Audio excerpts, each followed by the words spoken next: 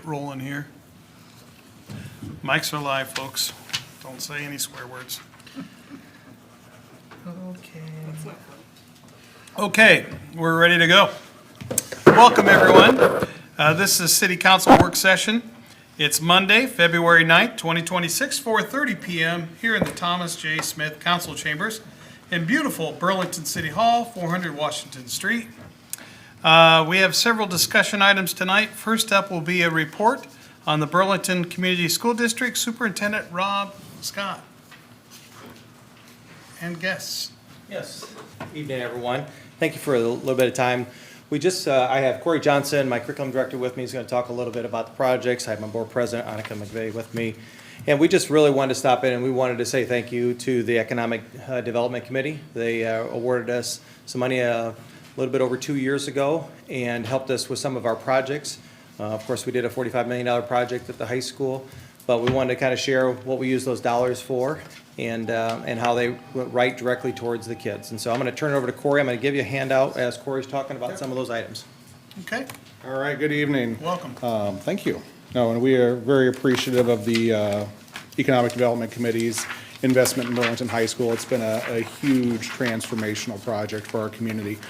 And appreciate the city's help in that process, and had a lot of city inspectors and fire inspectors and all sorts of other folks doing a lot of work for us too. So we appreciate all of their hard work. But the Economic Development Committee gave us a $97,500 lump sum with which to really help furnish and expand primarily our CTE programming, career and technical education programming, to help modernize and update and expand those programs as we renovated and remodeled Burlington High School. And what you have in front of you is a handout that along the right side, it shows you kind of the broad categories within which we spent those funds. So in round numbers, about $31,000 in science equipment, about $21,000 in our computer labs, about $18,000 for our health occupations program, around $13,000 in our general industrial technology shop areas, around $12,000 within family and consumer science areas, and around $2,000 with a new cosmetology program.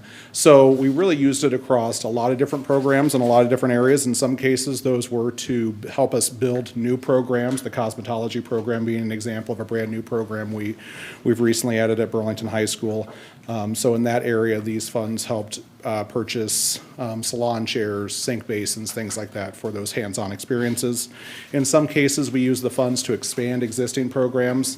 Health occupations is a great example of that. So within our health occupations program, that's a program that we had for about 5 years prior to our renovation. We really expanded that program. If you've been at our high school recently, you've seen our health occupations lab space really set up just like you would have a clinic area. So we had to add some new equipment to those things, like some additional patient beds, some additional, I'll say, simulation equipment that goes along with those patient care areas. So really helping us expand those patient care areas and make it so that we could serve more students in those spaces and give them their full course offerings that we offer through our agreements and partnerships with Southeastern Community College.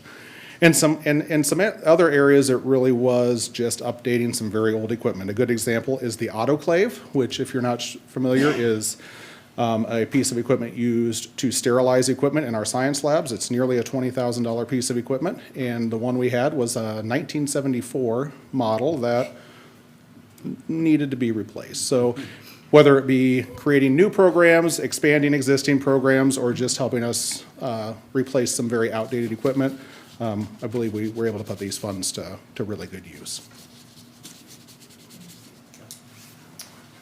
Just want to say thank you so much for investing in our future. It really goes along with our mission statement and our motto statement to have a profound impact on the adult quality of life through education. So thank you very much for all of this.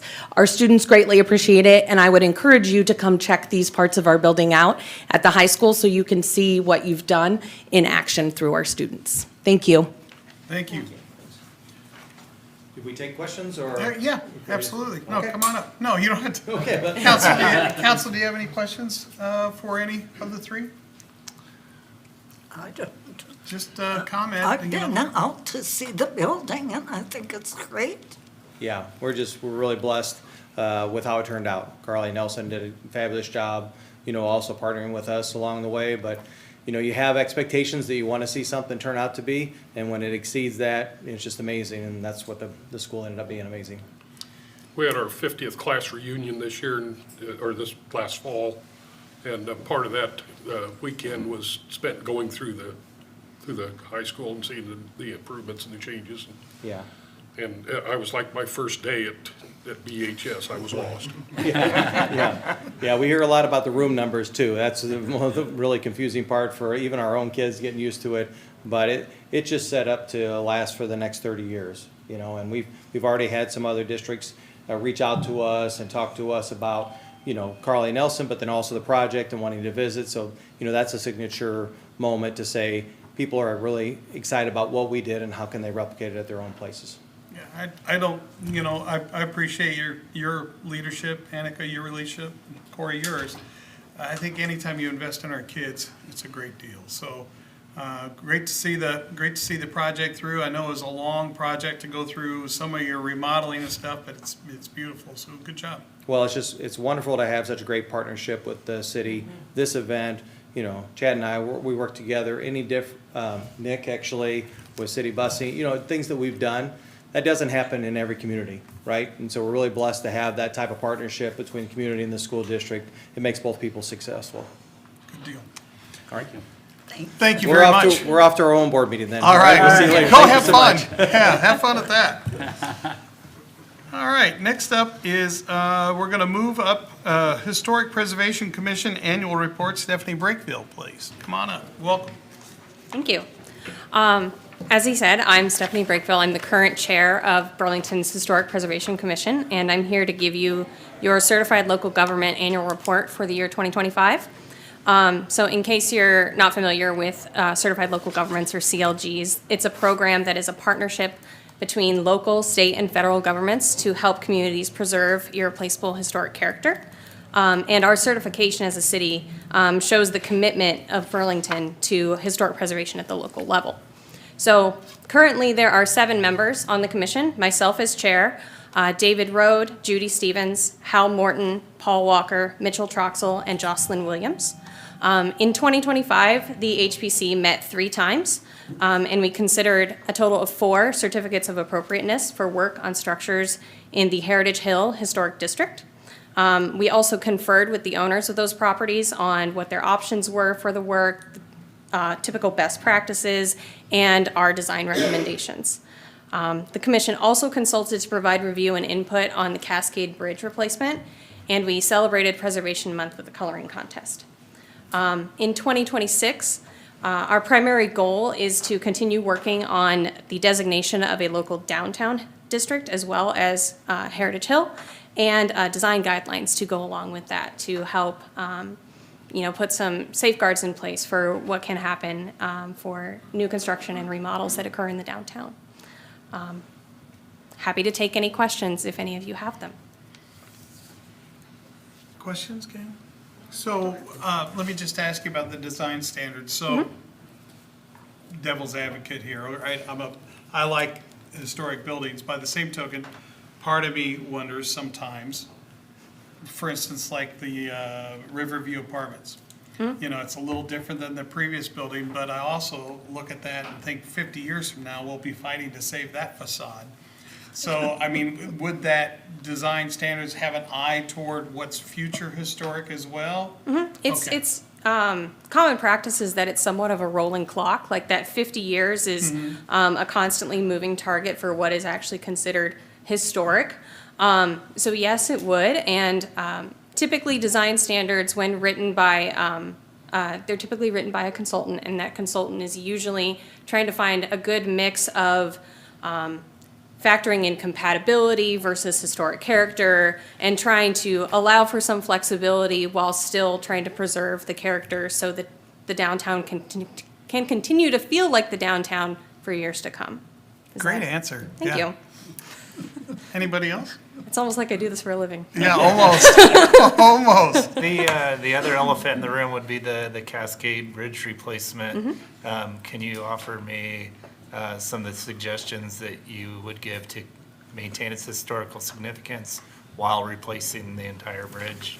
So we, basically, during the meeting in which that was discussed, it was the city providing us with sort of a description of all the options that were Okay, explored, and sort of walked us to the conclusion that they had reached, and we somewhat agreed with that, which did involve replacement. However, we also talked about, we threw out some ideas for different ways in which the bridge could be saved in some way, whether that was partnering with a local entity such as like the Art Center or the Historical Society to create some sort of exhibit that spoke about it, even potentially taking parts of the bridge once it was dismantled, it could become part of an exhibit somewhere. We talked about maybe the STEM Foundation is looking to do an inspiration lab, a children's museum type thing down in the old Craftsman Press building. So we threw out some ideas because, you know, it's a very difficult situation to determine what can and can't you do that is actually going to be feasible and make sense financially. So, thank you. Anyone else? Thank you very much for coming tonight. Yep, no Appreciate your problem. work. Thank you. Okay, moving on. Number 2 would be further budget discussion. Mr. Byrd, this is to check, see if we have any questions after last. Yeah, this is kind of the last open window of time. You'll still have some public hearings and some required time to discuss. Okay. But this would be kind of the last open time for just free flow conversation, questions of me or staff, or any feedback or additional research you might need. So following up on last week, I would just simply ask, is there anything else you need to know or you want input on? Sound off, council. I'm fine. Yeah, I think it's a pretty solid budget. I was fine with, I was thankful that we covered some of those questions that you had, but I was also pleased with the answers that I think we came up with and direction we gave you, so I'm good at this point. Okay? I would, I think my biggest heartburn is the, everything that appears, even though it's not funded, even though it's unfunded, is everything that appears on the CIP as it pertains to the Burlington Bees. I think we've done well in the past, above and beyond, taking care of the emergency needs, if that's the way you'd want to put it, or true needs. And that's more like a want list than a needs list. I mean, I think one of the items in there was a boiler or a fryer or something that should definitely not be for the citizens of Burlington to purchase and maintain. It would do me well if that entire list went away and that we continue to check with them on an annual basis, and that it is something that's truly a responsibility of the taxpayers to take care of.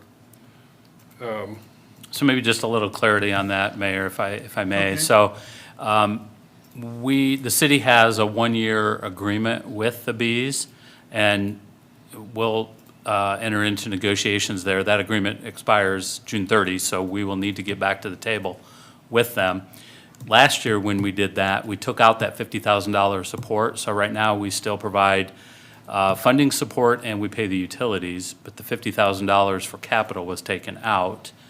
So when I bring that agreement back, I guess that would be the time for some direction as to how you want to fund the facility and the organization through that agreement. And there may be language in there reflecting the capital improvement plan, So for we can example. basically go through and edit that list. You could edit that Because there list, were or a you couple could just in say there there are no assumptions made, Yeah. right? Because there were a couple in there. Obviously, we took the turf out. There were a couple others in there that maybe. So I would be in favor of doing that as part of those negotiations. Because it could be a vastly different deal than what we've been doing with them. Sure. And they've kind of given a fair warning, I believe, about our desire and direction to go a little differently than what we've done for years. Okay. So, is that all right? Well, I know that things appear on the 5-year plan, and there's a chance that none of us will be here at that 5th year. And a new council will look at that and say, hey, this has been on Yeah, but the capital improvements plan, and I think we need to, at the very least, identify what is truly responsibility of a city, and what we're gonna give up to fund that, if we're, you know, if we're gonna have to quit, or if we're gonna have to stop with the project of putting the doors on the fire department, or if we're going to have to extend another year or two on police vehicles. And the budget could get tight enough for that, and I would hope that councils would focus on the needs of the government entities and not of a private business. noted. I mean, that's probably my biggest concern.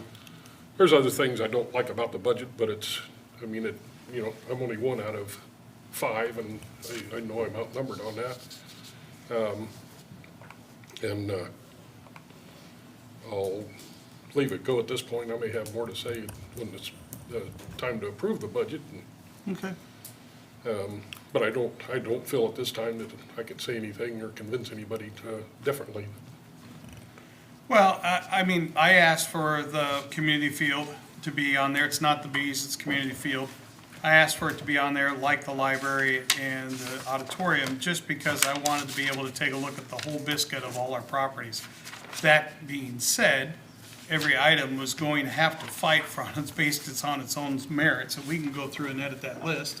I'm happy to do that, as far as, especially on that particular one, because I would agree with you, Friar shouldn't be on there, just like the turf shouldn't be on there. There's some other things on there that I wasn't comfortable with, so I'm happy to sit down with you and go through that, and then when we go to negotiations, we can definitely discuss that with them. But, you know, we're not tying, you know, if none of us will probably be here in 5 years, maybe a few, but we can never really tie future council. The only thing was, we're suggesting these are the needs of our buildings, and so we need to edit. I would agree we need to edit that list a little bit. Does that make sense? Sure. Okay. Yeah, But- just give me In case direction. you'd be interested in a triple net lease out there. Well, I don't know, that's up to them, we'll have to see. I don't think that they would exist on a triple net lease, even if it was for $1. But I also would rather see them treated, and I'll be official on this, I'd rather see them treated like BRE, and I told them that. I think they need to find a way to extend their season.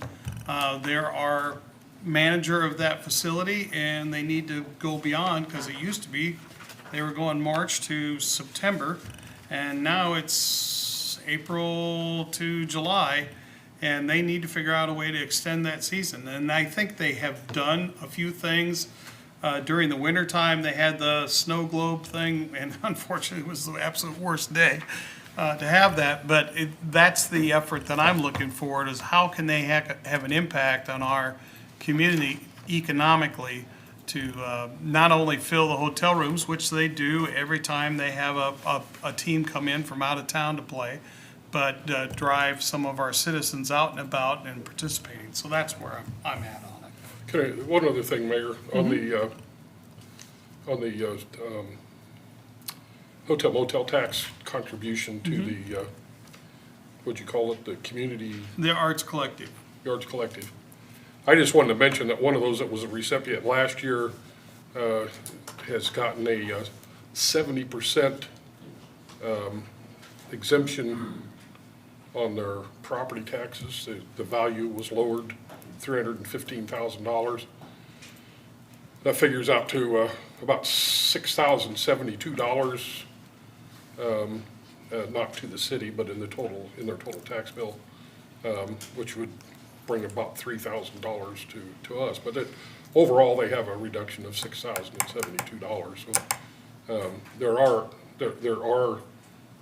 opportunities outside the city to take advantage of plans and programs outside of taxpayers' monies, but Okay.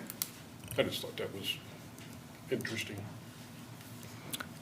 May I ask, the community field is our property, correct? Yes, facility, The whole facility. on a land lease. It's on a land lease. Long It's time. complicated, yeah. Okay. But if there's interest from the council, I will send you the current agreement with the organization. You can review that, provide me some comments or questions back. I'd rather Like I get- said, probably would be April by the time, into March, by the time we start looking at that, so. Yeah, I'd rather get started early than Yep. late on it, Mr. Bird. Sure. To respond to that, Kay, I'm a landlord, and I charge rent, and I expect the tenants to pay the utilities, and the rent is enough to cover property taxes and insurance, and we get none of that, I've been a landlord too. Thank you. okay? Well, you're one now, and that's the Beesfield, part of one, Any other or the community field, I'm sorry. input, questions? Otherwise, you'll see later on the agenda, under set dates, we'll start the process. Okay. So we'll ask you to set a date for the notice of public hearing on property tax levy, which is the used to be the old max levy. It's a kind of a proposed scenario. It's not the actual budget. Oh, that made everybody panic It last year? does, it Yeah. doesn't make any sense. So we'll ask you to set that later, and then we'll start by the end of March, you'll start having those hearings. So again, more time for input and questions, but it's gonna get to a point where you won't be able to add to it, but you can take away from it, overall budget. Okay. Moving on, Mr. McGregor has got a bulky item program to present. Hi, Nick. That was just lucky timing, I guess. Good evening. So, I am discussing a bulky item program, and I kind of highlighted it. The three that we're on in this fall got more of a prelude of the reasons behind it. But the reason we're looking at replacing the citywide cleanup with a bulky item program, this is just one sample picture of some of the problems that have arisen from it. So why the change? The citywide cleanup in reference used to last 6 weeks. So it started in early, mid-April, went through into May, created large piles on the curbside. We had to bring in additional staff to get all the stuff picked up. Oftentimes, the piles are in such disarray that they're sorting through things to get them put in there. And then the back end, Eric's crew with nuisance was often brought in to deal with some of the cleanup. So what I'm proposing is a bulky item pickup program that is run year-round, giving residents 3 free pickups of bulky items, and I will highlight some of that. So how do you schedule it? I have a form which I'll have Eric go to here in a second. That's our preferred way to keep the phone traffic to the minimum. Obviously, if folks don't know how to use that process, we have phones, so you can call. I would prefer the online just from a function of the staff person that would have to take record of all these requests. So we're hoping that at 2 days in advance of your pickup, you would call in and say, hey, I've got a hide-a-bed, a couple other bulky items I'd like to get picked up, or fill out the form. We will respond within that 48-hour window, telling you when your pickup is. Our hope is that it can be picked up on the same day as your normal pickup to alleviate having multiple trucks in the same area throughout the week. So what can be collected? Very similar things to the way the citywide cleanup was created via policy. So furniture, mattresses, carpet, and I have them defined in a policy here, and other household bulky items. What cannot be collected? We get a lot of construction debris, meaning big sheets of drywall, rolls of insulation, hazardous waste. So we got a lot of paint cans on a regular basis. These items are also not allowed in the citywide clean, or the previous citywide cleanup, but they end up on the curbside. Electronics, we do have a tag program to deal with TVs and other appliances, but those don't get put into the garbage and then compacted. They actually get taken out to the landfill and dealt in a different method. So we have a different vehicle pick those up, and those are also currently scheduled through a similar process. And then overly heavy items, so your grandma's grand piano that has finally bit the dust, that's not something we can lift up. So the set-out rule, or the rules. So some of the problem that occurs during the previous citywide cleanup is that folks would set out their items 10, 12 days prior to their day's pickup. And so the goal with this is that they set it out essentially the night before. And then we pick up the next morning, and it is in a nice, neat pile, not like the image that you saw before.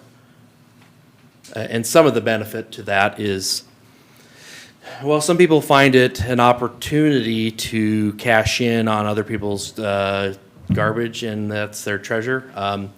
It's some of the problem, right? People are pilfering through the garbage for those treasures and kind of make a mess of it. So we expect that with a shorter set-out window time, that people won't have the opportunity to go rifling through things. So the benefits, I think it'll result in cleaner neighborhoods. You no longer have to wait until that 6-week window in the spring. You can call essentially any time or set it up via online forms. And I think it's a little more convenient. You don't have to wait till everybody's out there chucking their stuff to the curb line. If you would, I think that's all I have. Oh, benefits to the city. I think it is going to reduce nuisance complaints significantly.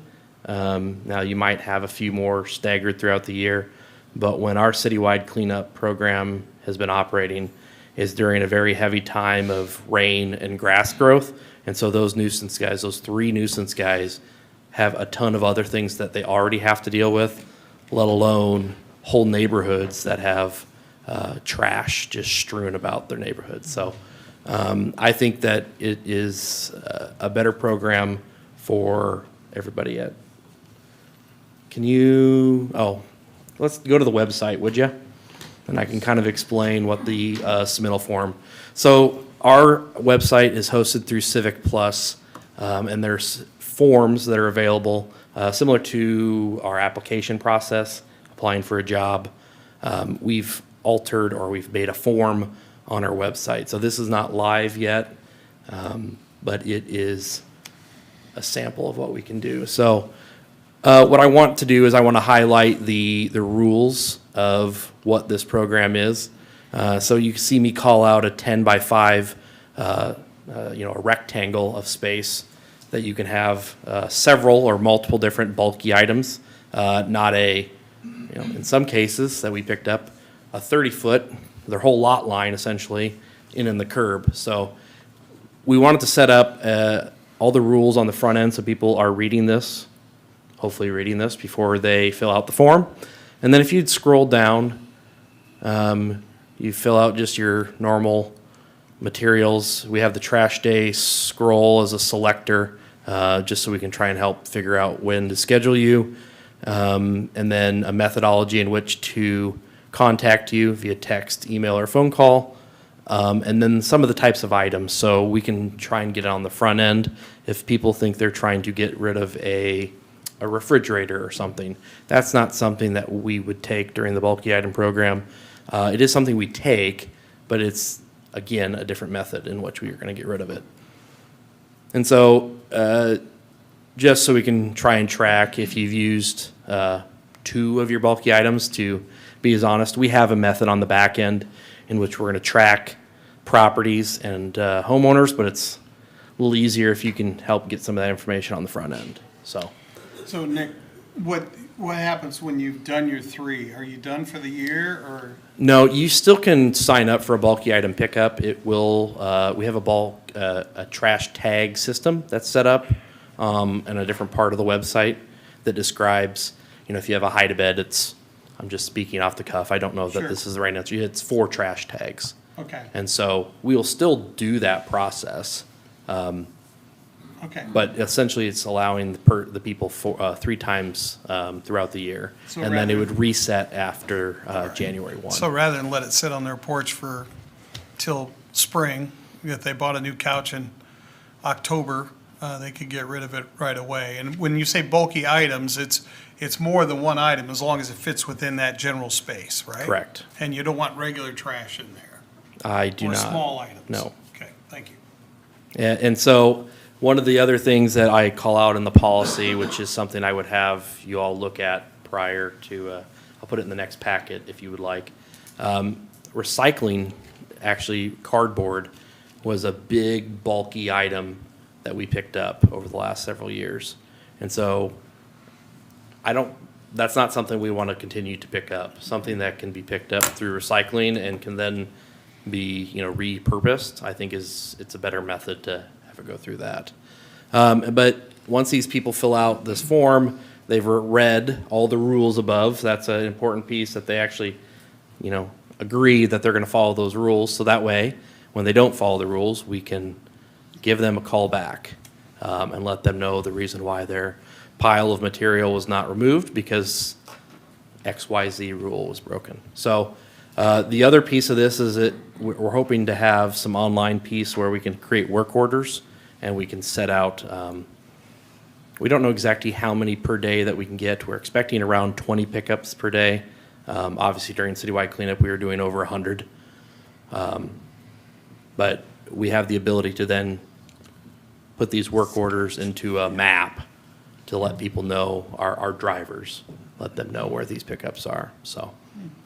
The policy is something I would want you to take a look at and approve next week if there's no comments on changes.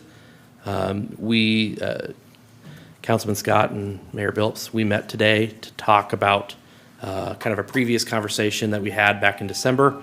Do you want to add the upgrade to trash can as a part of the resolution that would approve this policy? Because I can talk about that a little bit if you want Well, me to. I'd like you to talk about it. I don't know if they'd have to be part of this policy, but I'd like to give you the discretion to, at some point in time during the year, for a resident, what he's talking about, I'll let you discuss that. I would say, I would say if you could send what you showed us today to the rest of council, I would appreciate it before next meeting so they can really go through it. Okay, The please. next work session. You want to discuss it next meeting? I would hope to put it as a resolution on the agenda for next week, because we're discussing it now at the work And we session. can still And discuss it. then you can still discuss it if Right. it, especially if it's on the regular agenda. Okay, yeah, go ahead and speak Oh, to that. so one of the other pieces that we talked about is because there is a significant amount of what I consider household trash. In December, we discussed several different methods in which to try and deal with that. And one of the ones that we thought would be relatively easy is allowing folks to upsize their current trash cart. Currently, we charge somebody $35 for the exchange just because we have staff that has to go to their house, pick up their can, drop off their new can, clean, and put it back in inventory. So essentially, what we were discussing was allowing that free upgrade to not cost the resident anything. Still paying the increased cost for the trash can. So if they have a 65-gallon can, they're not going to get charged the 65-gallon can moving forward, and they want to upgrade to a 95, they would get charged the 95. So the only anticipation piece on when that timing would be is our current inventory of 65 and 95s. I can't imagine there's going to be a huge deluge of people trying to upgrade cans, but we only have about 90 of each of those types of cans. So, if 200 people call in and want a 95, we'd have to order some more, and those take a period of time to get. And the reason that came up is because when you did your little teaser ad, you know, we had several people comment, well, I don't want to put that stuff that I normally would throw away at spring cleanup because it's not a bulky item, it was all kinds of stuff. They didn't want to put it in their trash can to take up space for normal trash. So I think the option could be, you can make a one-time upgrade without a handling charge, but you're not gonna go back and forth. Yeah. You make an upgrade, you pay it costs you an extra $3, but man, then you can throw anything you basically want to that's within parameters, on that program, so. Yep. And the one piece I guess I would always mention is trash tags are available. We've had the trash tag program for as long as I've been at the city. They're $4.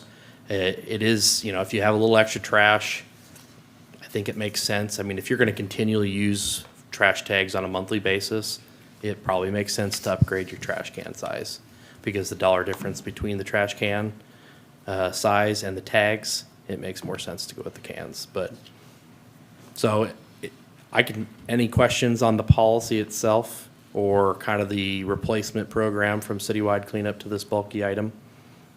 I like the idea of the replacement program. However, I would like to see that we charge the same for a second can as we do for a first can, to encourage people to use the recycling. Because as you say, I see cardboard out all the time, and I think this is a valuable resource, and people are just throwing it away. Yeah, that's a bigger discussion we need to talk about with recycling. I could bring because it's you, not I could bring some necessarily numbers mixed. too. Yeah. It's hard for me, I should probably bring you some numbers on the amount of people that have multiple 65s or multiple 95s. That might be a true test to explain how many there are. Okay, that would be great. I'll do that. But I agree with you. Part of the problem is on the recycling is that little container holds newspapers, basically. It doesn't really hold anything else. It doesn't hold cardboard, but the theory is you can set the card, on recycling day, you can set cardboard and then set your card on top of it. Right. If you can bend over and drag the card all the way out. I'm not a fan of their card, let's just put it. So area recyclers would be the first to say that you can use any container Yeah. to put recycling out, whether it's your tin cans or your paper or your cardboard. You just have to have that green bin there to show that you're part of the program, so they know where to stop, Yeah. right? That's really the marker there, but you can use any other number of containers for your recycling on that day. What were you gonna say? That's what I was going to Okay. say, that, you use old plastic totes that are broken or whatever, and they won't take them. Yep. They'll just take the stuff that's inside. And since we don't have a single stream recycling program, you have to separate things anyway, so. The question I had about this form, Nick, was there a spot in there, like, let's say I have one thing it's iffy, like, let's say I have a microwave. The description in there, is that a way of them to ask if that's appropriate and you get back to You them? can submit, so if you wanted Right to there put in compliance and you write description, microwave in there, we'll give you a call and say that's not something we're gonna take during. Okay, that, It's something that we would take for the appliances, but it's not something during this free bulky item program. right, okay, so it kind of gives them a chance to ask before they just throw it out. Correct. That's a good idea. Yep. Well, I feel like this program makes makes the tenant or the property owners take onus in the process. I feel like during the citywide cleanup, people saw their neighbors chucking things to the curb, and they're like, I got stuff too. And so it just all went out, and it just didn't stop, so. I also would point out that anybody who doesn't have a computer at home can go to the public library and use the public library to fill out this form online. And somebody at the library is always glad to help people who need help. Yeah, I pulled it up on my phone. Could you go back to the PowerPoint, please, Eric? And so, assuming there's no changes, even if there were some minor changes, big programmatic issues would be the thing I would be apprehensive of. The next steps. So I would make sure that once this is approved via you next week, that we'd have to push major public outreach over the next coming weeks. I would hope to go live, so to speak, March 1, just to kind of give us a little bit of semblance of time before people wake up to the fact that citywide cleanup as it was is no longer what it's going to be. So we would change and do some website slash Facebook Which one is it? type Oh, it's things. that one over there, sorry. Tim's being blinded, we're trying to help Oh, him yeah, out here. that angle of the sun, right? Go ahead. I noticed some glares on your faces, but, It's a healthy glow. Thanks, Terry. but Thought it we, was you, right? what, I just thought I was that bright. Yeah. I know, that was lame. Website and Facebook blitz, but then also some sort of utility bill or like newsletter, postcard type thing. So upon that, we'll get to work on doing those types of things. The chatter pages on Facebook's not an official notice. I imagine we'll share it, that's for sure. Yeah, I would say that official notices would go through the city's prescribed page. That's fair. Wherever People could folks go want there. to try and Share share that, things, yeah. they are more than welcome. Do what they want. Yep.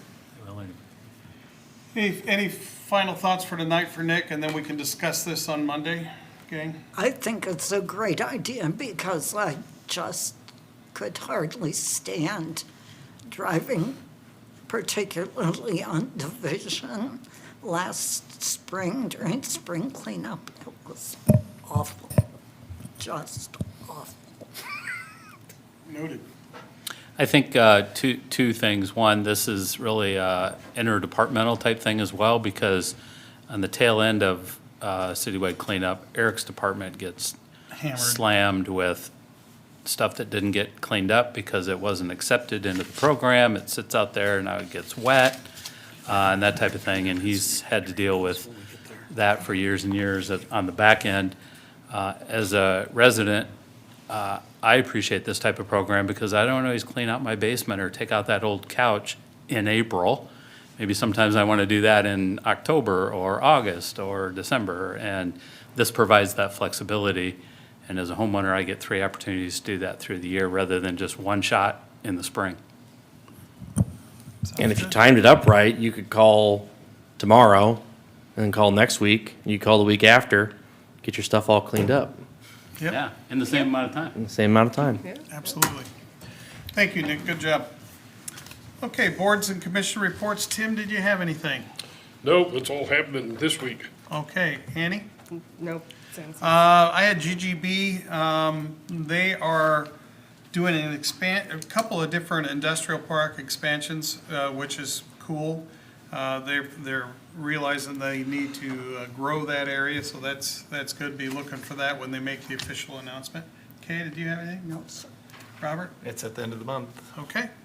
Moving on to appointments. Would you get those, PT? Yep. So the Human Rights Commission, Den Powell's term will expire on March 17th of this year. He's expressed interest in serving another term and has requested that the council consider reappointing Den to a new 3-year term, expiring March of 2029.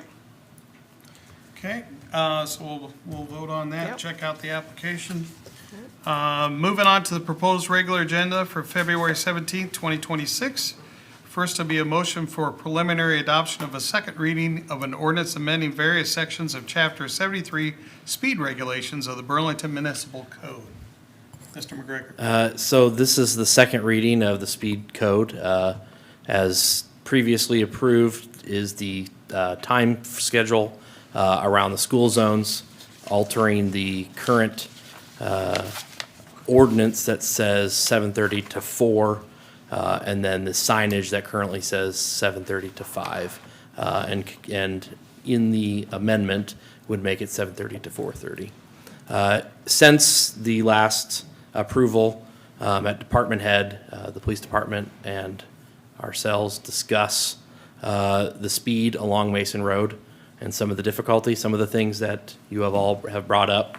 I think it was noted, especially after the 20-mile-an-hour speed limit zone came up, but to make a more consistent speed limit between Roosevelt and the S curves, or Star Avenue. And so I have an image up here that is showing the image of one of the amendments that I have made to the speed code. And so it would change the speed limit on Mason Road in the orange sections, or whatever color you see there, reddish orange, would be 30 miles an hour. Currently, between Roosevelt and just around Haskell, it is 35 mile an hour, and then it dips down to 25 the 4 blocks before the S-curves. And then it remains 25 until it hits Summer Street. In our conversation, we believe that the S-curve should stay 25 miles an hour. There are folks on a regular basis that have trouble navigating the S-curves. But in the memo, I highlighted the amendment change. We did have a speed study conducted that discusses kind of the process in which we reviewed the speed area. Whenever you're reducing a speed limit, council has the ability to reduce speed limits. My concern is always when you're increasing the speed in an area. So specifically between Haskell area and the S-curves, it's currently 25 mile an hour. That increase would take it to 30. While it seems insignificant, still something you would want some engineering backing on to make that decision. So after our conversation, I think that it's probably makes a lot of sense to just make it a consistent speed through there. I know you all have heard this throughout the years. Apologize that it took this long to get it in front of you. Should have probably done it the last time, or the previous reading. But I did just noted that there was an amendment. I think that given this amendment change, while maybe not so significant, probably needs, I don't know if it changes our process for readings, the number of, so I'll let you all discuss, and if you have questions. Okay. Please, Chief, could answer some or help me. So what you're alluding to is you're wondering if we should go ahead and, because we have a propensity to waive from the third reading when it seems like it's a no-brainer. With there being an amendment, do we have to start over? That's why I'm asking. You don't have to start over, but I would not recommend waiving Okay. third and adopting. I'd continue on with the second and third readings. That way we could have people Yep. weigh in on it. Yes. Is council thoughts, concerns? I guess I would say that I don't think that's gonna be a super popular decision, going to 30 from 35, but. that's Going a- from 30 to what? Going from 35 to 30. 30. Did I flip-flop it? Yeah, you No, did. you, Okay. That's all right. Or not, are you going 30 all the way out to Roosevelt? Yeah, that's what his Okay. proposal is, and then slows down to the S-curves to 25, then resumes back to 30 after the S-curves.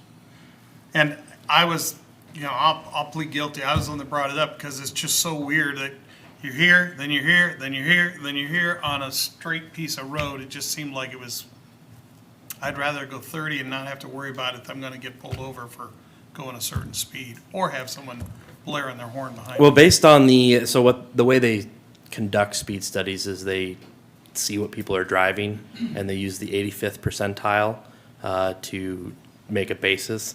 Everybody's exceeding the 25 mile an hour speed zone by a fair amount. They're all going 35.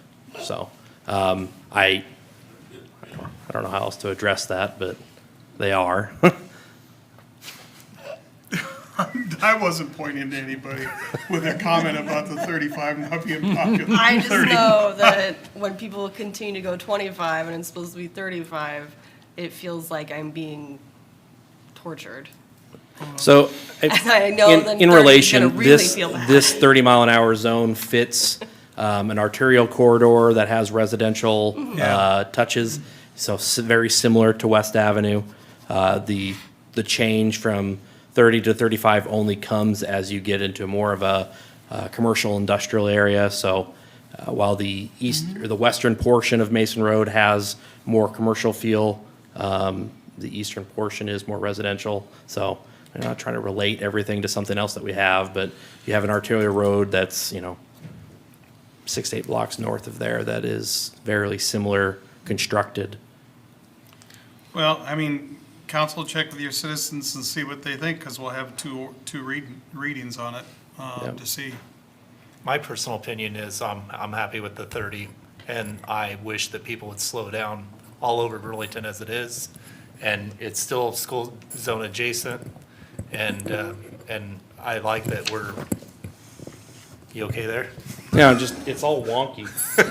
But I think that the 30 miles an hour is appropriate, and I think slowing down for the little curb there to 25 is appropriate, and that you're doing a consistent speed. I'm one of the people that Annie follows that didn't realize it turned from 25 to 35. And when I start going 30, I'm like, am I speeding? Am I speeding? And then when it gets up to 35, I'm like, oh no, I'm holding everyone up. So I like the consistency, and I think it's appropriate for a 2-lane on the edge of town near a residential neighborhood, so.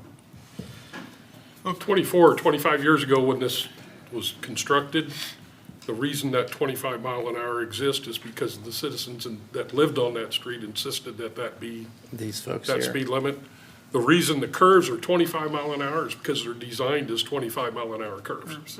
They're flat. I mean, they're just, 25 mile an hour is almost too fast for I've seen a for those motorcycle curves. accident there. There are plenty of people on an annual basis that prove that 25 mile an hour is too fast. Yeah. Mayor, I wonder if Chief Schaefer would have a comment or two. Anything? Yeah, we highly recommend the change from 35 to 30. In addition to making it more consistent, we also believe with the amount of traffic at Lawrence Drive and all the businesses there and the traffic that goes into Dunn Brothers, you have a short distance from Roosevelt Avenue to that, and people are stopping and turning and stuff like that. And you have a lot more accidents when you have that increased speed at 35. It should also be noted that West Avenue is 30 all the way down to get to Garfield, so it'll be consistent also. Great points. The rest of my thoughts on, and I'm good with the 30 mile an hour too. And for the very reason the chief just said is you can hardly see to your right when you're coming out of Dunn's and see oncoming traffic, especially in one of my vehicles. So it's, if we can get it slowed down a little bit and give you a little better opportunity to get out. The other thing is prior to, I think it was 2002, there were no school zones. There was none at all. The school zones were a compromise because the city was paying for crossing guards. And during that budget crunch time, we opted to eliminate paying for those. And we give the schools the option of funding it themselves. And I think they did for 1 year. And then that's when they come to us and said, can we do something else? Is that, you recall that, Chief? I remember many of shifts being the school crossing guard out there in front of us. Yeah, that was the compromise. All right. So we are we good to go with this or not? Thanks for that comment though, Tim, that does make some sense. So we'll vote on it, but we're not gonna skip waive it. per recommendation, okay? Does that sound good? Thank you. Yes. Good, council, good? All right. Number 2, resolution approving urban revitalization tax exemptions pursuant to Chapter 404 of the State Code of Iowa, tax abatements. Who's got that? Don't everybody jump in. Eric, you have the applications, Eric. Annette put it together. This is the same as the previous years, just goes through an Exhibit A, number of applications since the inception in each of the different categories. On the second page of that, it shows the residential, new residential construction, renovation, and business commercial applications that have been submitted. And per our requirements of the policy, they have to be completed and have final inspections, get all their permits, have all their inspections in order for them to come forward to council. So we've had a couple that might not be quite ready, that'll come forward next year, but this shows the permit values of the construction, assessed values, permit pulled, And so these are the ones that meet our requirements for tax payment, and they filed either the 10-year for residential, commercial is allowed a 3-year 100%, or a 10-year sliding scale, the 80 down to 20%. So if you have any questions on those projects, can try and answer that. Eric always does a great job, much better than me. The one thing I would point out here, I think, because our abatement program is not only for new construction, but for renovations, if it improves the value of the property over 15%, on that second page there were 11 renovations in this particular batch at $2.3 million. I think that's significant. That means people are investing in their homes. In buildings, yes. I only had one question. It was about when you look at the number of applications and the amount that actually went through, business commercial was the only one that fell short by just 3. So are there times where we kick out an application or reject it for a specific reason? I was just curious. Are you addressing this issue? You're gonna answer. Thanks a lot, Nick. Jeez. Nick's chiming in. If you don't have an answer, I was just curious because when you look at the new residential, when you add up the number of applications over the 10-year or the 3-year, it all totals out until you get to the business commercial, and there's 3 that didn't make the cut, and I just wondered if we mathed it wrong or if When you say didn't make the cut, what do you mean? 19 plus 53 is 72, and 75 applications were turned in. And everything else, the totals are there. I was just curious about it. But it doesn't really matter, it's just personal curiosity on that. I'll have to check with Annette on that. I'm not sure how those numbers work It could together. just be a math error there or Yeah. something like that, so. Well, we'll let you check it out and let us Yeah. know. And I will just note on the renovation, there's 2 projects that didn't have a permit value. We don't require permits for roofing, siding, windows. So they might have done a project. We'd still do an inspection, a final inspection. They might have done a project that didn't require permit, but they still and felt they improved the value of their home. Ultimately, these go to the county assessor. They have to increase the value of their home a certain percent to qualify. If they don't, then they wouldn't receive the abatement, so. Thoughts, concerns, gang? I think TIF's a useful tool, so. So this is abatement? This is Oh, yeah, I'm sorry, the Yep. abatement and then TIF Yep. following. But yeah, I think it's a useful tool to prompt people to invest in their properties and improve them, yeah. Okay. Thoughts, concerns, ready to move on? Moving on. Number 3, resolution approving minimum assessment agreements pursuant to Chapter 404.3C of the State Code of Iowa, assessments agreements, commercial property. I'll tee this one up. Eric, I'll have the specific information. This one is new. This comes out of 2023's legislative session in House File 718, and it amends Chapter 404 by adding Section .3C, minimum assessments for commercial properties.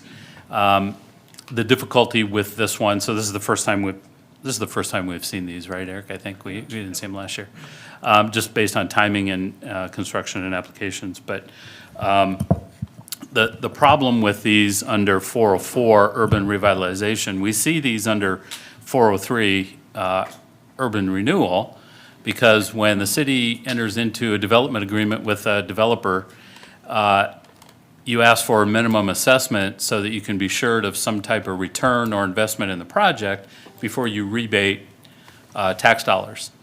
Under an abatement process, that's not mechanically how this works. Abatement is you simply the property owner doesn't pay the taxes. Under 403 urban renewal, they pay the taxes, then they're rebated some portion. They have to perform. Here, there's no performance other than a qualifying project.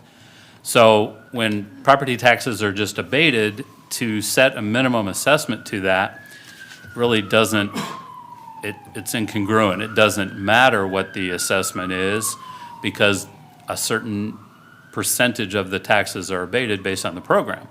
In this case, commercially, they can choose the 3 years at 100% or the 10-year sliding scale. It's just a percentage of whatever's there. There's no assumptions or risk or involvement from the city. And so, but this came along because of House File 718, the legislature wanted to see minimum assessment agreements because they saw them over here in Chapter 403 and they thought they needed them in 404. But there's really no connection. But we're still required to have them. So that's why you're seeing, what do we have, 3 or 4 of them this time around. So I'll let Eric maybe talk a little bit about the projects themselves, and then if there's other questions, I can May answer. I ask then, the 3 that are at the bottom of the previous sheet, are those the same 3 that we're talking about here? Yeah, commercially, they would be. Anything to add, Eric? Yeah, as Chad mentioned, we didn't have any commercial applications last year, so these are the first 3. This just sets the minimum assessment. They could be assessed higher in the future or by the county assessor. The numbers in there were the initial assessment numbers from the county assessor. Those may change down a little bit before Monday's meeting. We just wanted to get some numbers. As we get those signed applications from the property owners, it may go down a little bit, but that doesn't mean the assessment from the county will go down. That just means the minimum that the city's approving may change a little bit. So these are signed by the property owners, by the assessor, and then ultimately by the city. And as Chad mentioned, ultimately the county assessor's gonna set a value that he feels is appropriate. It just can't be under this amount here. The 3 projects as shown here, 2900 Division Street, that is since sold, so we didn't have a assessment agreement with the previous owner. So we're working with the new owner on the property, had previously been aesthetics, I think similar type use moving forward.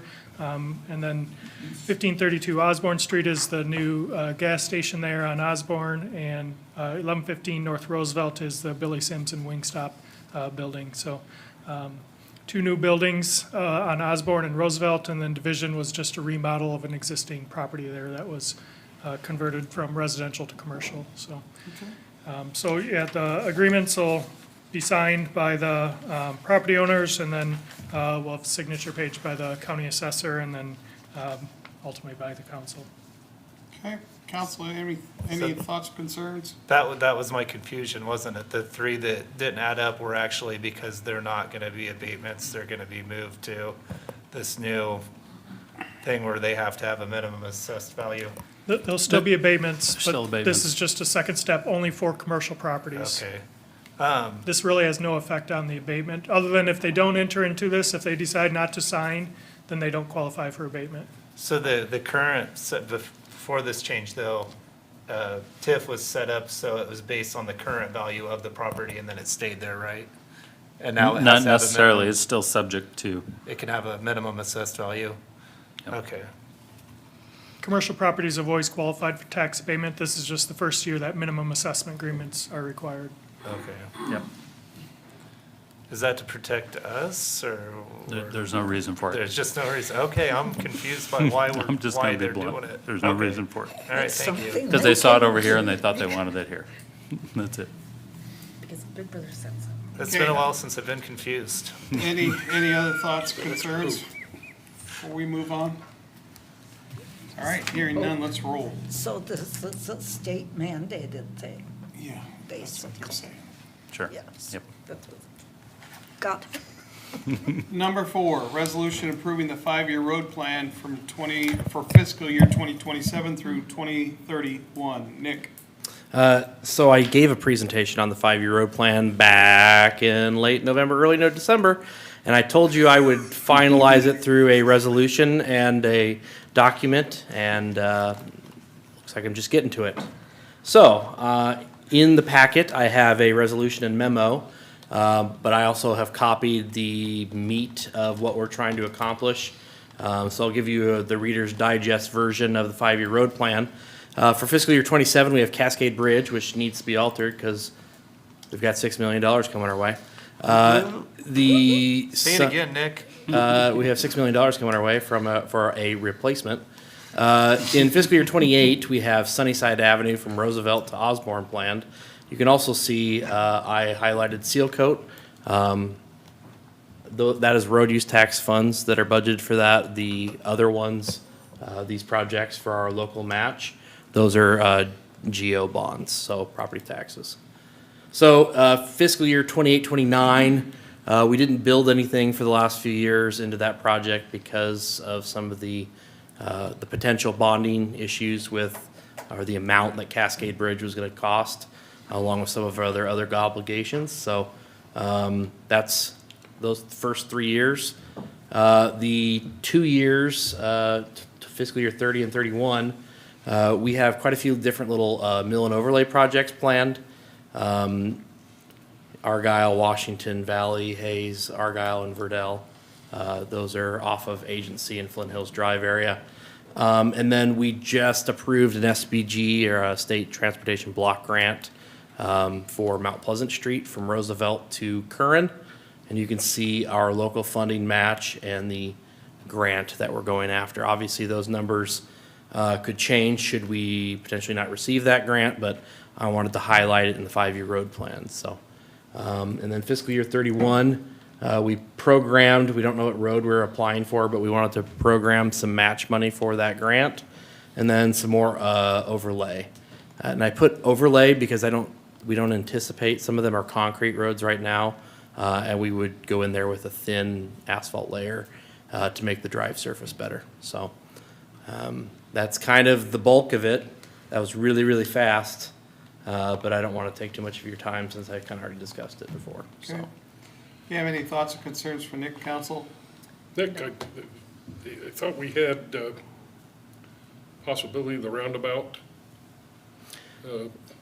for 26, 27. Yeah. So not knowing when that money will come, it could come soon, and we might have to start engineering quickly. So yeah, I probably should have put that in fiscal year 27 with an anticipated, local match of essentially engineering the design costs, but the actual construction.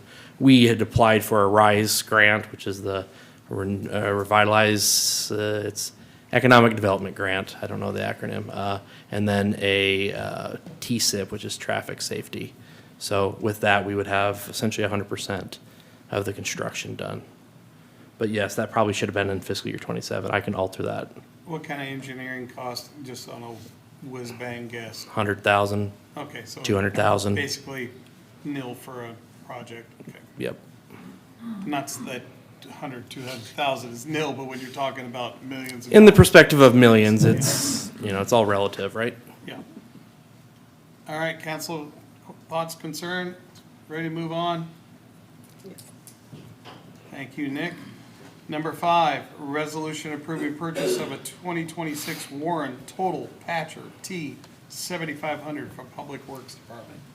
It feels like with the last piece of that, we're buying some sort of Terminator technology that'll take over with the T7500. But it's a total patcher. I have an image up on the screen. They switched from orange to green or a reddish color. So essentially it's an emulsion rock patching tool. It will blow out the hole. We have oil and we'll put a tack down and then an emulsion of rock and that oil will be put into the hole, and then rock is kind of topped off at the on the top of it so people don't drive through it. Let me see my numbers here. We have a budget for fiscal year 26 of $101,000 after we went through some bidding processes. This product would cost $89,750, so under budget. So I would recommend approval. It helps us greatly and to be able to patch things, especially when hot mix asphalt isn't available until late April, early May. It definitely helps us attack some of those potholes that you see creeping up this time of year. Is this retiring the old machine? It is. Okay. Thoughts, concerns, council? Can we put it on consent? Let's leave it on here, because it's a quick motion, so. Number 6 is resolution approving the purchase of a 2026 Heil 23-yard automated front loader garbage truck for the Public Works Department. So this purchase is it's a replacing a rear load garbage truck. This is an automatic or automated garbage truck, exactly like one that we currently own. The Corrado can is the one where you have the bucket out front. It has forks on the front, grabs the trash can, flips it in, and then it comes up over top. It allows the vehicle and trash operations to be operated with one driver that doesn't have to leave the vehicle. It has been a godsend for trying to get as much done as we can. It definitely handles significantly more trash than a two-man operated trash truck in our current operations. I see automated trash trucks. Might as well show the dang picture of it. what's the picture? So this is a stock image of what we're expected to get. Ours is a 23-yard. We have a 23-yard. In the purchase is also a Corrado can. So this is the Corrado can. We have 2 of them currently. My goal would be to have 2 of them with a third. So if that piece of hydraulics breaks down, we can swap it out with one of the other ones, and the new one would swap with any of the old ones, and then we can continue in our operations. We had a little bit of malfunction on our current truck this late summer, early fall, and it definitely hampered us in trying to get things done. But very important piece of equipment as we move forward with solid waste. Ideally, I'd like to see us get into another automated truck.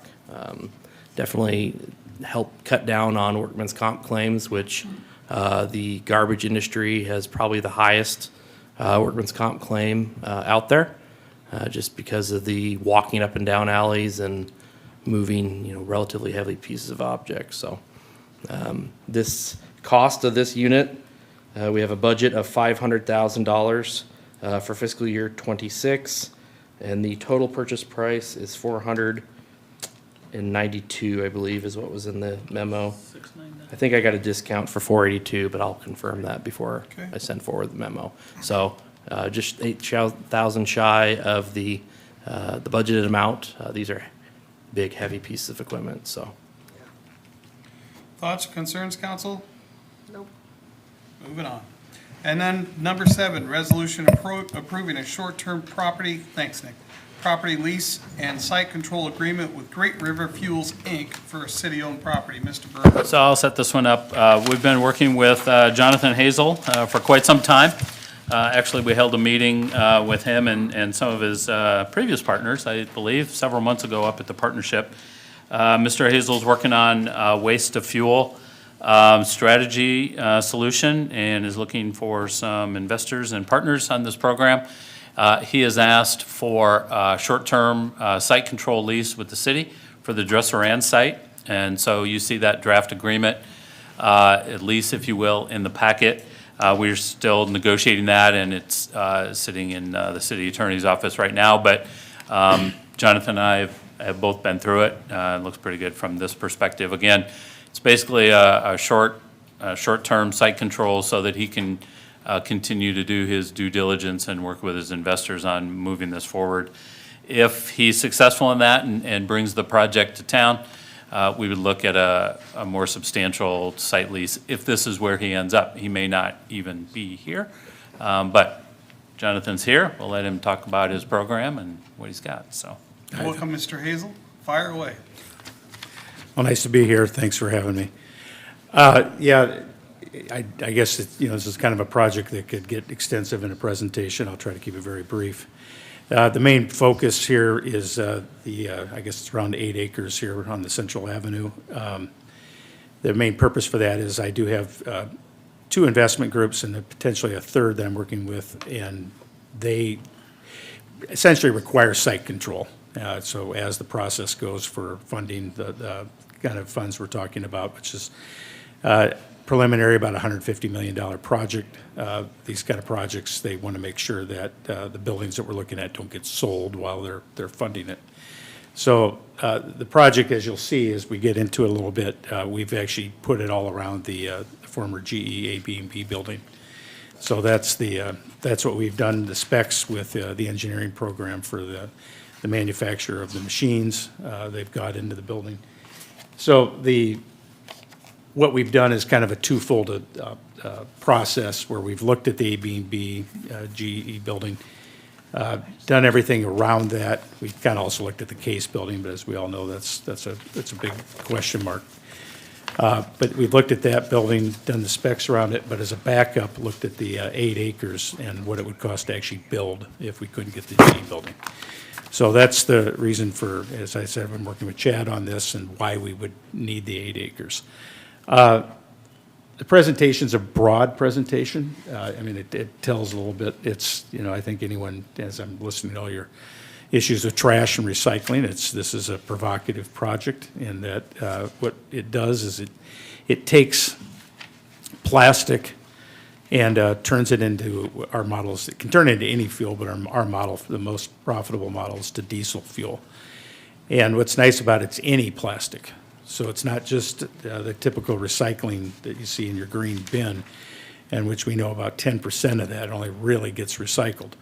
This can take everything from a plastic wrapper to a kid's slide, and then it takes it and turns it into fuel. The other thing that's nice about it is it's not an emission-based process, so it's not something that it's a paralysis. It doesn't burn it. It's more of a, what you might even call it, kind of like it's kind of almost a pressure cooker. It almost turns it into a soup, if you will. It takes all the plastic, it puts it into the hopper, puts it in, and they then add catalyst into it, and then that boils it down into the fuel they want. Diesel fuel, it can do jet fuel, it can do other, but it can do a lot of 175 gallons of diesel fuel per ton. So our units are 50-ton units, and our objective is to get 5 50-ton units. So it's a lot of plastic. So that's what I've spent a lot of time looking into the plastic process to get that. This presentation I'll show you here, it's a little, where we're at now, and I'm real happy to be here, is we've worked now, or we have a logistics team that has all the trucking that can acquire the plastic, and we've spoken with large plastic wholesalers, which we buy the plastic. Our goal is to work with municipalities to get as much plastic as we can. The other thing we can do, and I just was on the phone today with the manufacturer, the other thing we can do is actually we can actually get used oil. So that's another feedstock for us. So that's another thing I'm going to be working on for the next few months to look into that as a sourcing. That's the first generation. The second generation, we can actually do wood products. They have machines that will take pallets, railroad ties, trees, any kind of wood, and that's a different, the offtake on that isn't fuel necessarily. It can be power, it can be other oxygen, actually for hospitals, or fertilizer. So that's the wood, and then after that, we can do municipal solid waste. So that is that's the ultimate goal. I mean, it can literally take trash and turn it into fuel. So that's what I've been working on. I've been working on this in one form or another since 2018. I was down in Puerto Rico after Hurricane Maria, and met a guy down there that was doing these type of machines to get all the waste that was there at Hurricane Maria to turn into fuel, and that's how I learned about it. And I've spent several years since then learning all about this and the different processes. So I'll show you this. This is it's 135 million. That's what it says there. We're probably closer to 150 initially. And again, you'll see it's geared around the 395,000 square foot facility there, the GE building. And it literally does that. It takes the plastic, you take it and put it into the hopper, and out comes the diesel fuel. Then you can see this is each 50-ton unit. I mean, this is the basic numbers, 8750 gallons of low sulfur diesel. Those are some of the big numbers you see, over 50 million tons of unrecycled plastic waste in the U.S., what it could do on a national level. Obviously, it's big. But one of the main questions we always get is, why hasn't this been done in the United States? There's a few kind of small projects like this around. This particular company, I believe, has 19 units around the world. They already do this. So this isn't untested. The engineer I've been working with has been doing this for 30 years. Most of what they do is in military bases. So they do military bases in Asia. Here in the United States, a lot of it's been, I guess, a lot of politics is really what's kept it from going. And whether either side of the aisle, on one side you might say there you have a lot of green concerns are simply making fuel. A lot of people don't like the idea of making more fuel. And that's something I think now, it's truly recycling plastic into making fuel. And that's something that, for whatever reason, some people, we've actually had some purists who've had questions on that. But I think that's now changing a lot, the landscape, and now we're seeing interest in, literally, it's an oil production. It's essentially a refinery, and it cleans up plastic. I think microplastics is now at the forefront. People know that is an issue, and this is truly a way to clean it up. The other thing is you might see that in black there, our entire model is without government incentives. So we're not coming here asking for abatements. We're not coming here talking tax credits, grants. None of that's part of the process. What's nice is our model makes money, and not only does it make money, but we can make more money and we will hit all the different tax credits and other things that are out there once we get it in play.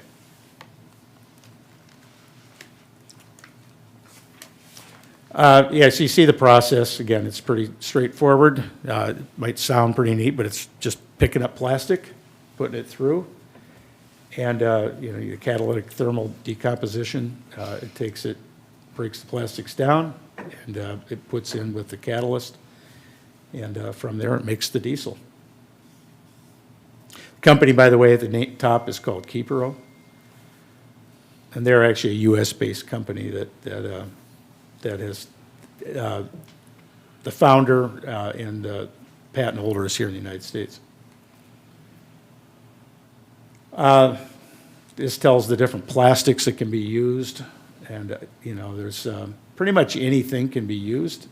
The foam packaging is not desirable. Like they could sort some of that out, but it can take that. So yeah, it's pretty much, again, that's one of the challenges with recycling today is you have to sort through all your plastic. This fundamentally can change plastic pickup. And we've talked about this, how this can almost be an incubator program here in Burlington. We've met with the Recycling Center. We've met with the Waste Commission on this. It has a lot of capability to do a lot of things. There's the basic numbers, and that's obvious. You can see we're going for 175 gallons per ton. That's our big one. We can do gasoline. We probably won't do very little, if any, of that. The other one, byproduct, is carbon black, and that's used for tires and other process of road construction, and that's another byproduct that's profitable as well.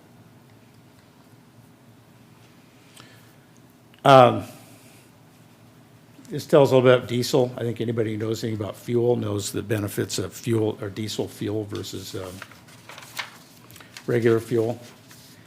It's not electric, but it's diesel, and so we're glad we're doing that.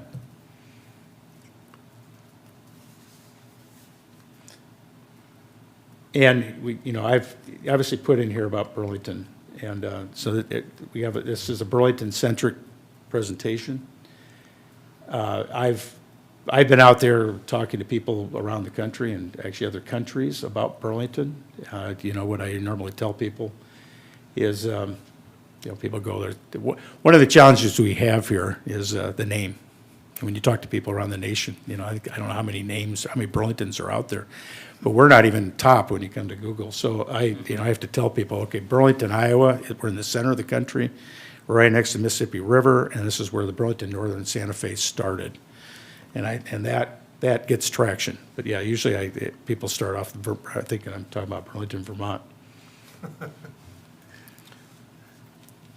So there's some of the current global installations of the production. I have a video. I it's not on here, I believe. But I have a couple of videos that show it in use. Yeah, again, you can see, and that's one of our process. We'll probably go to Taiwan and specifically and look at it. But yeah, it's, you know, it's kind of a giant still. It's you know, again, it's simple process. Our process, as you can see there, secure feedstock, we've done that. We've been on the phone, I've been on the phone with several large wholesale producers that we just buy the plastic. Our goal is to try to get as much free as we can, and I have that ability through different area processes, but that has to get built out. So our first one will just be buying the plastic in bulk. And then offtake, we do have, we've been going, I've talked with several here, obviously City of Burlington, City of West Burlington, potential to sell locally. Our big one has been, frankly, Rife Oil. They'll take anything we produce. So as will the Burlington Short Line. And I've had multiple discussions with Burlington Northern Santa Fe, who are very interested. They're going to wait till we get funding before they would go any further. It's hard to do much else. That large a company. There's our phase, the deploying the 5 units, and we're on track. This is our last step here. We have everything, our package, ready for our financer. So our last package, or excuse me, last step for the package is the submission of the contract to show site control. So we're excited to get that out. We're open, you know, real soon. And probably 3 to 6 months, hopefully not 6 months, but I've been told 60 to 120 days after that. So potentially we can go bigger. And, you know, we've talked about U.S. expansion, et cetera, but we're starting from the center of the country, and this is what we show. So again, this is what I talk a lot when I'm talking to people nationally. I think people go, well, you're in the middle of nowhere. You know, it's kind of, you talk to someone from L.A. or New York, and they think we're, you know, the flyover zone. Yet if you do the circle around that, Iowa, 500 miles, you're in southeast Iowa, we have 85 million people. And if you do that same circle, there's a site you can go to online and do that. In Los Angeles, there's 45 million people. So that's a benefit I talk about all the time when it comes to economic development here in the Midwest. And for what we're talking about with feedstock and transportation in the river especially, it's excellent. So anyway, I use that slide a lot when talking to people. And again, it's just, you know, I'm going through the basics here, just the transportation, why Burlington, you know, with it, I think now, as we all know, in the last 15 years now, we definitely have a good four-lane corridor, except for right across the river for the stretch, which hopefully someday in our lifetime actually gets remedied. But other than that, we're definitely now have the transportation here on the roads. We've talked with the barge group, and that's another thing, obviously, that we'd want to implement to some degree in feedstock and potentially offtake, but definitely feedstock and bringing plastic up. Railroad, I think we all know, self-explanatory. Had a lot of discussions with both the Burlington Northern Santa Fe and also the Burlington Short Line here. It's just, again, some more, this is more specific about what we're trying to do here with the feedstock. Our goal is to try to get as much localized as possible to reduce down the travel of the feedstock. So that's going to be our goal over the next, especially next year.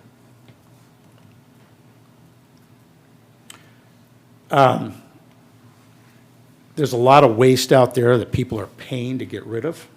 Our goal is to start getting that waste, making arrangements or making different contracts to either get to beat what they're paying or get as much free.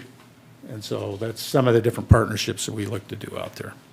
So we think there's a lot of opportunities here locally to work with the Recycling Center, Solid Waste Commission to start identifying plastic sources, getting it right from the households or the companies, and start reducing down the use of landfills.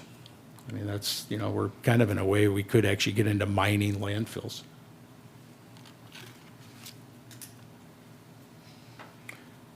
So we're talking here is the actual, I would call a real recycling program. We're not just saying we're going to recycle plastic and only do 10% of it. We can do all of it, and that's really the circular economy.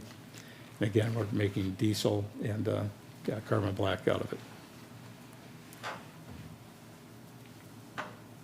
This is, again, local offtake, and I think we've spoken here how we can definitely, whether it's through a partnership with, say, Rife Oil or another wholesale offtake agreement, we also can make arrangements with the local municipalities to provide them diesel fuel at schools or your city vehicles.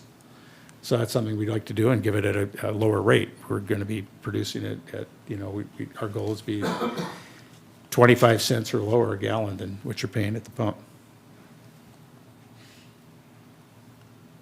Our model right there, you see 250. We think we can go probably up to 275. I mean, as we know right now, gas is kind of a moving target. 250 is what we've done as a very conservative number, and we make money doing it at that. Gasoline, we have that. It's in there as a slide. It's probably irrelevant, frankly. We probably won't do much gasoline. We can, but we probably won't. There's carbon black. Again, that's just a process that comes from this. You can see it's used for a lot of different purposes. So that's something that we'll have a good market for it.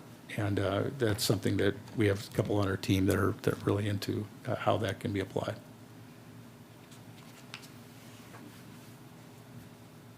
And there's, again, we'd be undercutting the market with our cost. Here's some numbers. This just gets into, again, what we can do. You see 175 gallons a ton. So every a ton of plastic that comes in, look at 175 gallons. And you can see that versus the regular gasoline, which is 20 gallons. That's why we'd be doing mainly diesel. There is plastic credits in there, but as you see, we have zero. We don't even put in anything, carbon credits or any of these other things. They're out there, and that's something we will look into, as well as any other tax credits, but it's definitely not part of our revenue model. We make money with just that, just selling diesel and carbon black. Kepro, they've been real good to work with. The main engineer, like I said, he's been doing this for over 30 years. He's currently down in Houston, and he's working with this model doing used oil down there. So they're very excited about this. What's also exciting, and I don't want to, it's one of those things that I don't want to say too much, but I got to at least add it, that what will probably happen, not only doing a refinery, but there's a very good chance we'll also be making the catalyst here, and there's the possibility of actually making the machines here. Since they haven't done it here in the United States, they're going to be making in the United States. The question is where, and there's a good chance it could be here if we get this refinery going, and that'd be great. Frank Millard, I've spent a lot of time with them. They'll be the main general contractor we'll be working with. And so that's, they've been on the phone with their engineer, and so very comfortable there.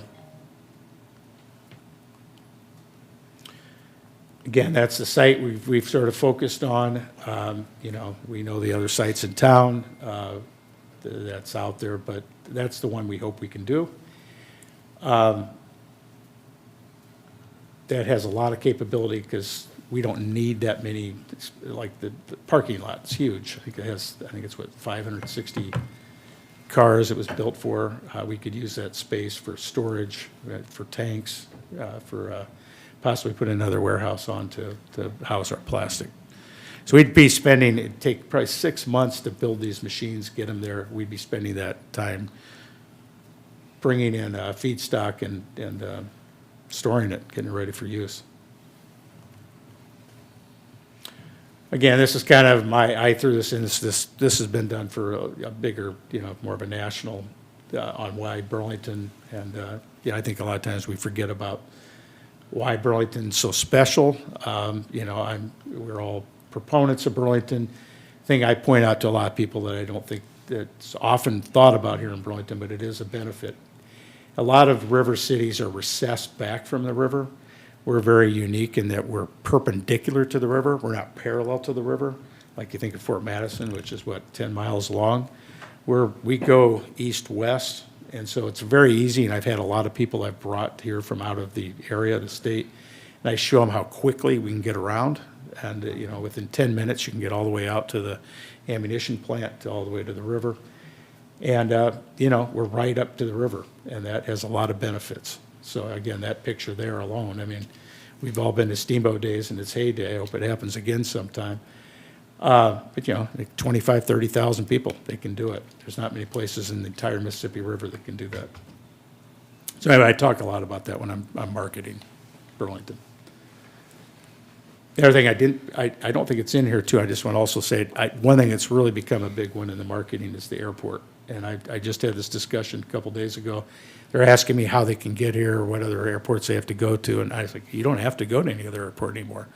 So I said, just put BRL to, it was Miami, just do that, you can go right here now. That's a big one, so thank you very much for helping do that. That really makes a difference when talking to people out of the state. So anyway, I talked about, again, the other thing, Burlington, hey, what's the difference between Burlington, Iowa and Mason City, Iowa? Well, we do have actually called a green legacy. And I talk a lot about, obviously, all the Leopold, and that, it truly is, there is something here that you can Wikipedia and see that this guy, is from here, he's buried here, which most people don't know. I think his grandfather, Starker, has a great story. Talking about the bridge, where underneath the bridge was his brick factory. So all these bricks that are here in Burlington came from underneath that bridge. So we have a good story, and you get into marketing, you get into anything, you're talking about why put something anywhere or do anything. I've told it, I truly believe it, I think Burlington has a good story for this kind of thing. If you want to get philosophical, I think what we're talking about here, again, I personally, I go on walks daily, and I pick up plastic, just did it last night. And I don't know about you, but that's one of my pet peeves. You see it everywhere. And the idea that we can actually take that plastic and turn it into fuel, at this age, got how many years left, that would be something I'd feel very good about to have help do. And it's frankly kind of exciting. I've got in my background, I've done tax work for over 30 years. I've been very involved in different tax credits over the years for different projects. I know that world. So I've spent a lot of time going through all the different tax credits are out there. A lot of these do apply. There might be some gray areas on some of them. But that's something right now that I'm not able to do anything with until we get the funding. But once we get a commitment on funding, with your help, and I'm sure be going up to the state and going through all the different applicable tax credits. And, see what else we can do there. I've used this a lot, too, in my marketing. I've talked about the fertilizer plant. And so I've kind of got into a study about the fertilizer plant. And anyway, I think, with Frank Miller, I spent some time talking with them a lot about how they were the general contractor for that. There's some connection here, some similarity in some degree. Ours isn't a $3 billion plant, but, it does have an impact on the area that, this can grow into a much larger investment. This team, this is only part of our team. In fact, today I got a whole bunch of the pictures of the other ones. So I'm building that out. That's something here by the end of the week. There's about 6 other people that are going to be on this as well. But of note, Marcelo is, like I said, he's the inventor of this. He's been doing this all over the world. He is here in the United States. As I say, he's down in Houston right now. I'm sure many of you know Scott here in town. I've worked with Scott for the last several years on this type of project, and Scott's been very helpful as well. And that's it. So, yeah, I'm happy to take any questions, but really appreciate you having me here. And again, the 10 acres or the 8 acres downtown, it helps us a lot with the site control. And that's something that, as you can imagine, when you're talking to national investors that don't know Burlington, Iowa, they want to make sure that there is a place that this could actually happen with. And that particular location, whether we would use that as the main plant, we have gone through and done specs on it and how we could build there if we have to. And it does work. Our goal, though, would probably be to use that. If we were to use it, we'd probably use it for some warehousing, storage, maybe concrete pad for trucks or other use. But it would be very helpful, and obviously with this being in the center of the city, and that's a very good location. So, yeah, happy to take any questions. So I would just note to council too, so while this is a short-term, just site control agreement, we haven't gone through site plan review, zoning, or any of that kind of stuff. Eric and I have had some conversations about, how things could work, and maybe in our meeting a couple of months ago, we talked about some things, but it's very preliminary. It's just to have control for his investment purposes at this point, so. Okay. Council thoughts, concerns? I just hope we can make it work. Yeah, I'll be honest with you, Jonathan. I've been enthralled about this project since the very first time you brought it to us, when we were up at the Greater Burlington Partnership. So I'm good. I hope we can get it done. You know that scene in Back to the Future where Doc Brown shows up and he starts taking the trash out and stuffing it into the little thing in the car? Talk about that a lot. Yeah, where we're going, we don't need roads. I was curious if you had an idea of what kind of jobs this would create, if it'd be minimal, if it'd have The initial base, we're talking probably 80 to 100 jobs. That's cool. And it's like any of these kind of projects, want to be, maybe it's 50 to 80 in that range, but there's, part of it also I have to hedge because it also depends on logistics. I met here a little over a week ago with the logistics team, and so do we contract them, or again, this is the kind of thing that, one of the models we built out was essentially plastic pickup. And that, we didn't even put any job estimates out for that, but that's one of those things that could become a new workforce. As I'm watching you guys, price out $600,000, garbage trucks, or $500,000, $492 to be exact. Doing that, this is the kind of thing that there could be a private partner or public partnership, as we need the plastic. So it's a question, and then how do you get people to start Logistics of getting it. getting the plastic, changing how plastic's picked up? Right now, and I'm one of those out there with the green bin doing that.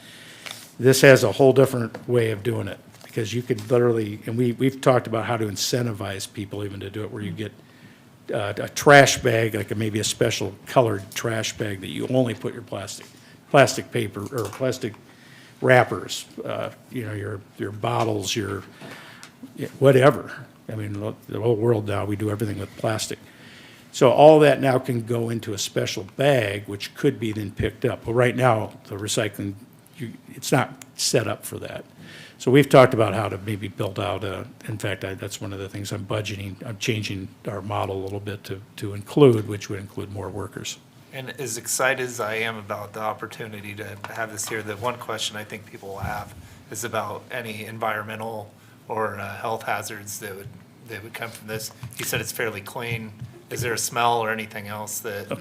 Well, so what we've done, we actually have, in our package, we have a whole environmental review we've done with the DNR, and there's, of course, zoning elements here too, but the fact of the matter is that the actual plastic to diesel does not have, it's not a incineration process. Right. So it's not spewing out plastic particles.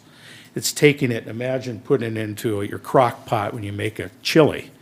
It's kind of like that. You're taking it in, putting it in there, and then they put in their own catalysts, their chemicals, to get the fuel composition they want.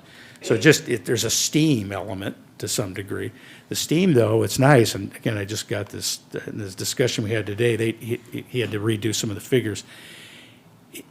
After its initial calibration with the machine, it's about 20%, almost all of it, 80% of it gets used to heat the building. Oh, right. So it recaptures. So there's not really in this process. Now, future developments, the municipal solid waste, the process with the wood and the municipal solid waste is not necessarily the anaerobic process, you might call it. There is what they call a smoldering process. So it's not an incineration process, they call it smoldering.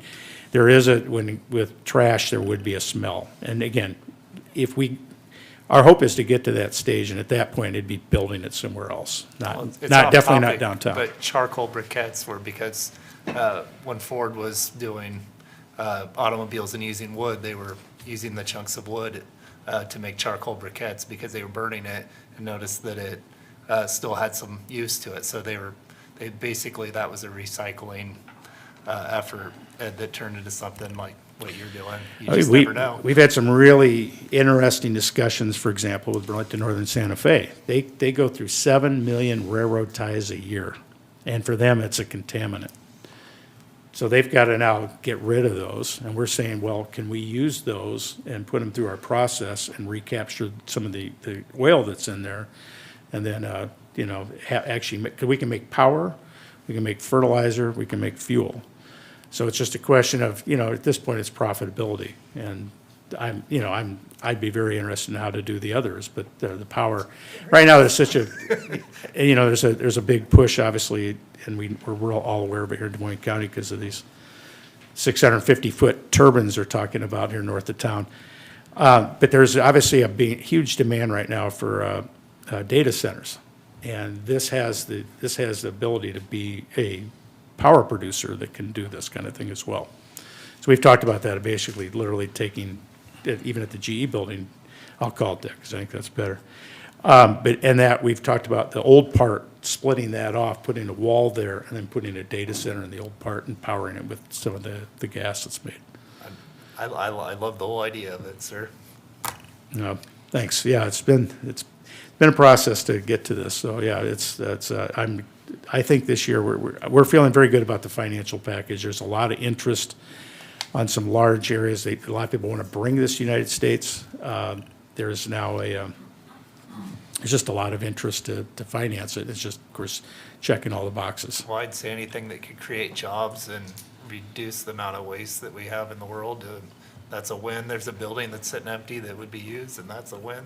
So I think I think you're doing something great here if it happens. That's pretty cool. Thank you, Mr. Hazel. We really appreciate bringing this to us. Now, Mr. Byrd, I assume you'll bring up an agreement to us to Yep. That's in the vote packet on? with a resolution. Okay. Yep, but again, it's on the city attorney's desk right now for As it- reviews, so. As it goes through. Yep. Okay, all right. Great. thank you. Great stuff, man. Thank you. Exciting. Thank you, John. Moving on, the proposed consent agenda for February 17th, 2026. First to be a resolution approving nuisance abatements for various properties. If you have any thoughts or concerns on that, or if you want to know about a particular property, contact Eric's department. Short list this time. It's winter. Number 2, resolution approving the certified local government annual report for the city of Burlington. That was kind of fell in line with the presentation by Stephanie Brakeville. This is just an annual certification required to maintain CLG status. And I will just say that status allows the city to access resources and funding opportunities that we would not otherwise be able to receive, such as the fire department roof received an HRDP grant. So it's something that's important for us to continue to access funding and resources through that program. So yeah, her overview just kind of gives a summary of who's on the commission and what they've done this year, and Okay. we're required to submit that annually to the state. Thoughts or concerns, council? Nope. Moving on, resolution approving the final plat of the Steiner subdivision. This is a one-lot subdivision, just the northern portion of this existing lot here at 1401 Sycamore. Pull up a plat as well. So it's just subdividing that north half of that lot off, and then it will be combined with the lot to the west, this lot 12, I believe it is here, to the west. So it won't exist as an individual lot, it's just giving more land to the lot to the west of it. So that's why it's on consent, is it's not creating a new lot, it's just adding to an adjacent lot. Okay. Thoughts or concerns, council? Seeing none. Number 4, resolution approving refund of cigarette license for Concordia LLC doing business as Concordia and Concordia Wine and Cigars. So they closed and moved to a new location, the former good property under a new name, so I assume that's their refund. Okay. Thoughts, concerns? Then we'll be setting the date for public hearings. First one will be a consideration of plans and specs for the 2026 Dolan Street Storm Sewer Project. And that'll be March 2nd, 2026. Looking forward to that. Number 2 will be consideration of City of Burlington proposed property tax levy for fiscal year July 1st, 2026 through June 30th, 2027. And that'll be April 6th after we're done with the budget process. Future discussion items, Travis Squires will be here February 23rd. Greater Burlington Housing will make a presentation February 23rd. And then that'll be a long one, folks, those two.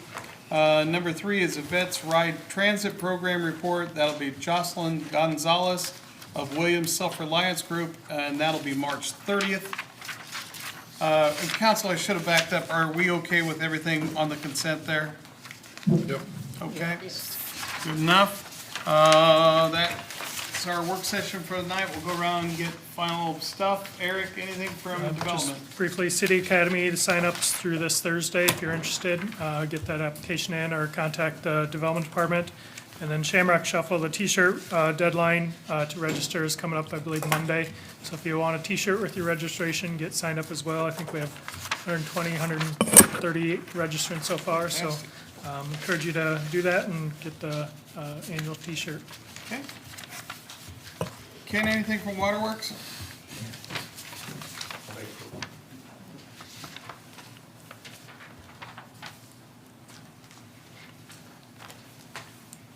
Well, thank you for hearing me tonight, but anyway, as we all know, it's been real cold weather. We've had about 8 main breaks since the first of the year. Not too bad, but enough. But that being said, that's left us with some bad spots in our streets that still have to be repaired. So given that, one of the biggest ones that we have to handle, and I've been told that we're gonna have it done Tuesday or Wednesday, depending on the workload tomorrow, we have an emergency repair to do, Division Street. So it's gotten pretty rough, but with the freezing temperatures and stuff, for them to be able to core it out, put the concrete back in there, and then put temporary asphalt until they start making asphalt, unless Nick wants to bring his new toy to, fill in that. But anyway, so that should be handled, and then any of the others that we're kind of behind on right now. But again, given the temperatures, we couldn't really do much. Anyway, one thing I want to tell you, recently we set up a new thing with our citizens where we can text them. So they're late on their bill, they're getting ready to get their water shut off in a couple days.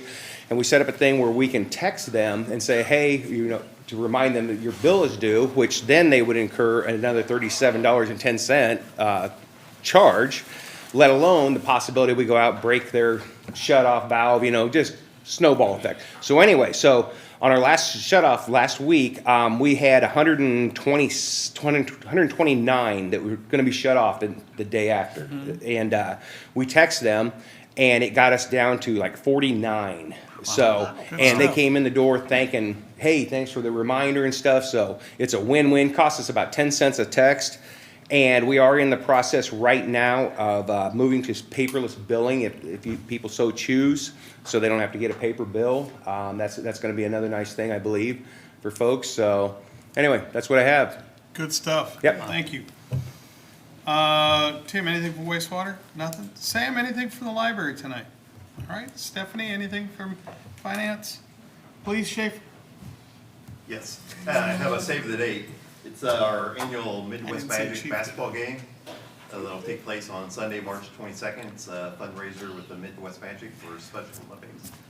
Put your money on It's the a great Magic, event, people. And it's probably one of our best community outreach programs that we have. So if you have the time on that Sunday afternoon, come out.